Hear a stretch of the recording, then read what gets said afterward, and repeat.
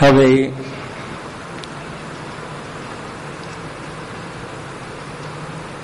સાયંકાળના સંધ્યા સમયના પ્રભુના વર્ણન વર્ણગીતમાં ગોપીજનો કરે છે. ગા ગોપકૈરનુવનમ નયતોરુદાર વેણુસ્વનૈકલપદૈ તનુભૃત્સુ સખ્યઃ. તનુ એની માથે મીડું છે ને એ નકામું છે. તનુભૃત્સુ સખ્યઃ અસ્પંદનમ, આસ્પંદનમ નહીં અસ્પંદનમ ગતિમતામ પુલકસ્તરુણામ નિર્યોગ પાશકૃત લક્ષણયોર વિચિત્રમ.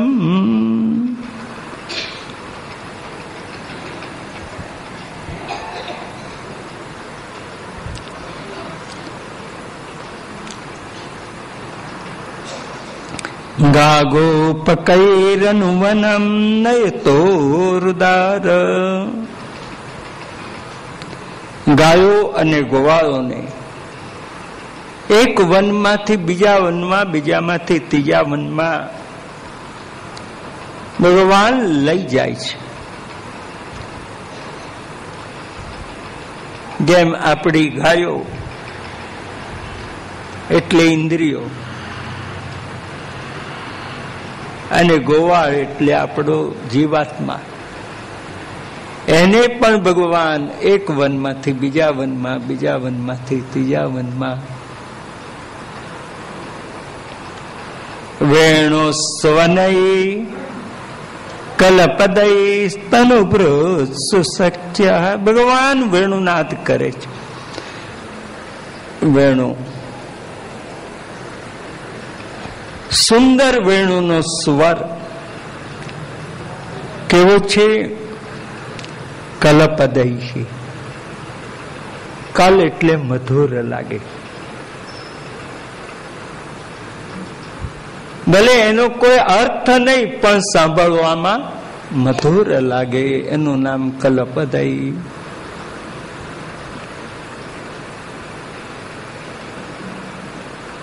જેમ રાસમાં પણ ભગવાને વેણુનાદ કર્યો ને,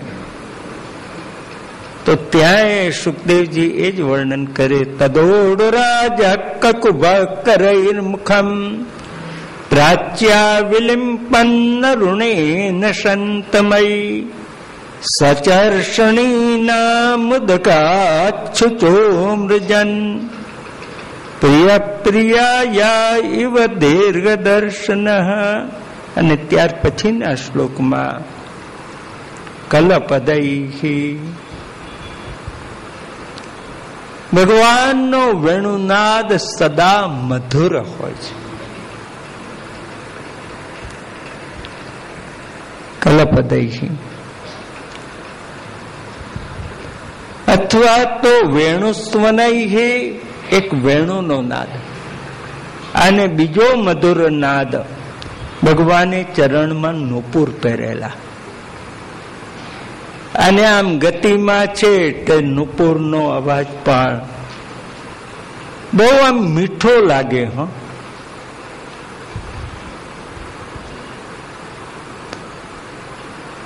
હવેની પેઢીને તો નુપુરનો અવાજ કેવો, એટલે એને સ્વપ્નું હશે.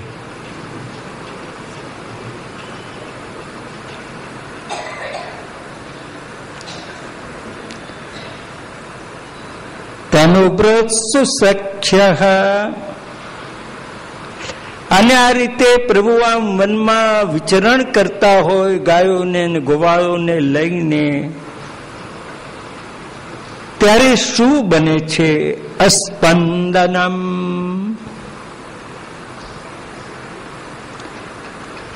જેનામાં ગતિ છે એની ગતિ રોકાઈ જાય છે.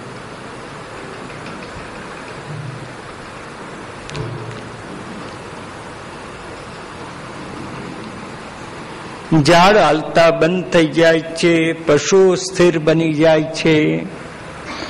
અસ્પંદનમ.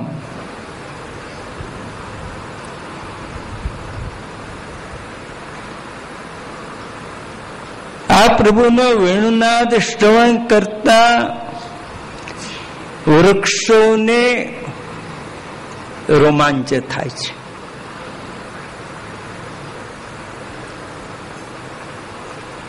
અને વૃક્ષોના હૃદય દ્રવી જાય છે, એમાંથી રસની ધારાઓ વહે છે.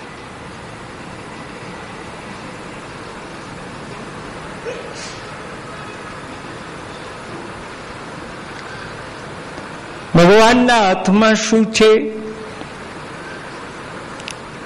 તો વાંસી નથી. નિર્યોગ પાશ કૃત લક્ષણયોર વિચિત્રમ. નિર્યોગ અને પાશ બે શબ્દ છે. નિર્યોગ એટલે ગાયને ધોવા બેસે તારે ગાયના પગે બાંધવાનું દોરડું, એનું નામ નિર્યોગ. બહુ મોટું ના હોય પણ ગાય પગ બગ હલાવે નહીં, ને ગાય પગ હલાવે તો પેલા દોતા હોય તો દૂધ ઢળી જાય, એટલે ગાયના પગે બાંધવું પડે.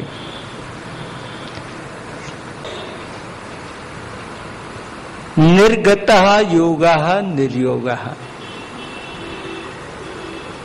જે આ પરમ ભક્તિમાં યોગ ગૌણ બની ગયો અને ભક્તિ પ્રધાન બની ગઈ અને યોગ ત્યાંથી જતો રહ્યો અને છતાંય પ્રભુનો સંયોગ થઈ ગયો, એનું નામ નિર્યોગ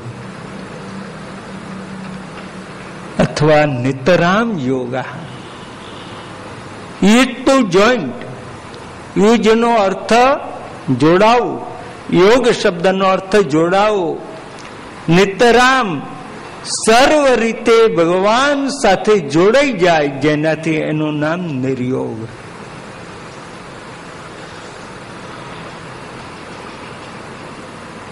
પ્રભુ આપણા મનને આવા એની જોડે બાંધી દે એના પાસથી, તો કમથી કમ આપણું મન તો બીજે ભટકવા ના જાય.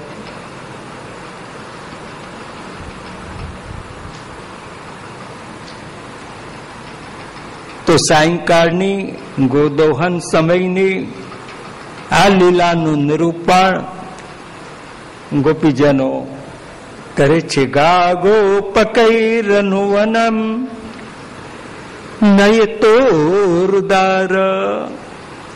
આપણે એક સમય બાલ્યાવસ્થામાં હતા, ત્યાંથી પ્રભુ આપણને કિશોરાવસ્થામાં લાયા, ત્યાંથી કુમારાવસ્થા, ત્યાંથી યુવાવસ્થા, ત્યાંથી પ્રૌઢાવસ્થા, ત્યાંથી વૃદ્ધાવસ્થા અને ત્યાંથી પછી લાકડાની અવસ્થા. છેલ્લે તો એ જ આવવાની ને, બીજી ક્યાંથી આવવાની? અને આ રીતે પ્રભુ આપણને દોરતા હોય ને તે વખતે આપણને આપણા જીવનને પણ એક આત્મસાત કરવા પ્રભુ આવા કોઈક નિર્યોગ, કોઈક પાશથી આપણા મનને એની જોડે બાંધી લે.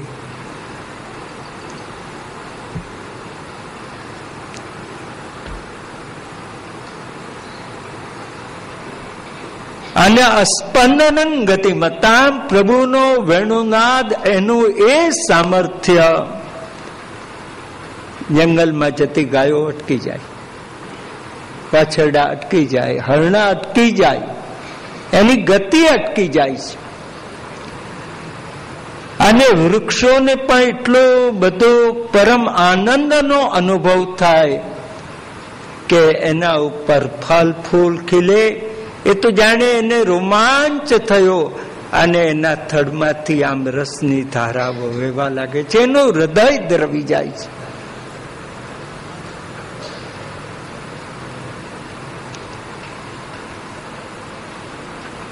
સેવા તો એને જ કહેવાય કે કરતા કરતા આપણું હૃદય દ્રવી જાય, આંખ દ્રવી જાય.